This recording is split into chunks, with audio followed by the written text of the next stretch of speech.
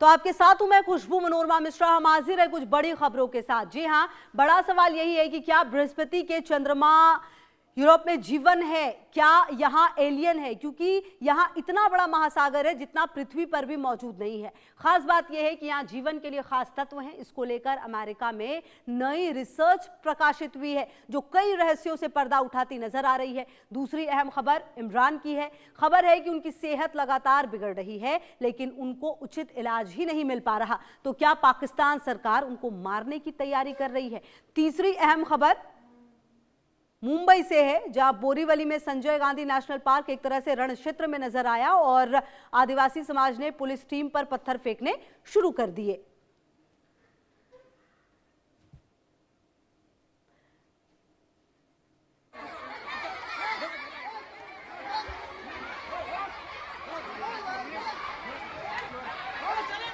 अंतरिक्ष की खामोशी टूटी है और ब्रह्मांड से आई है सनसनीखेज खबर।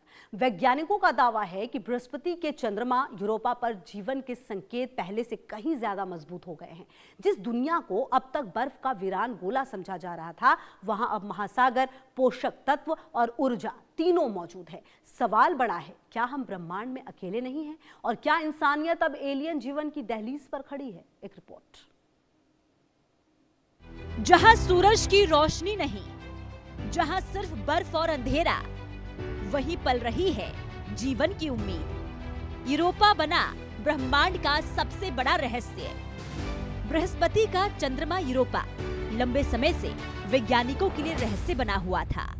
इसकी सतह के नीचे एक विशाल महासागर छिपा है।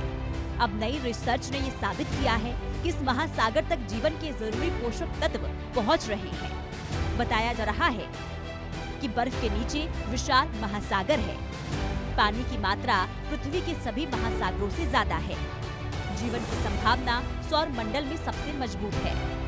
वैज्ञानिकों की सबसे बड़ी चिंता थी कि सतह पर बनने वाले पोषक तत्व नीचे समुद्र तक कैसे पहुंचते होंगे, क्योंकि बर्फ की परत इतनी मोटी है कि सीधे रास्ते संभव नहीं थे।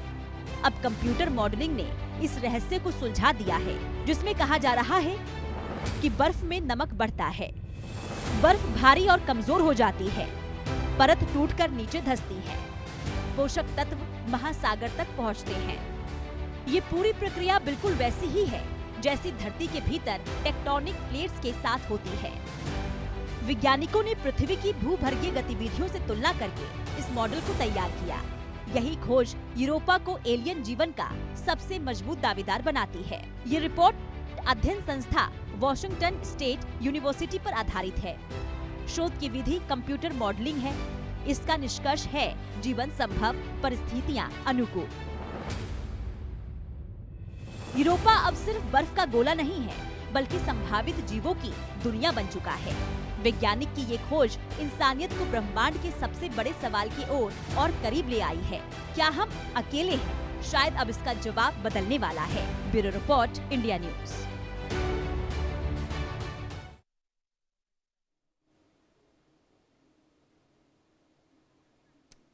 तो आपको बता दें कि क्या देखना है कि एलियन जीवन से बस एक कदम दूर है, ये भी काफ़ी महत्वपूर्ण है, क्योंकि यूरोपा के अंधेरे में विज्ञान की चमक नजर आ रही है और ये नया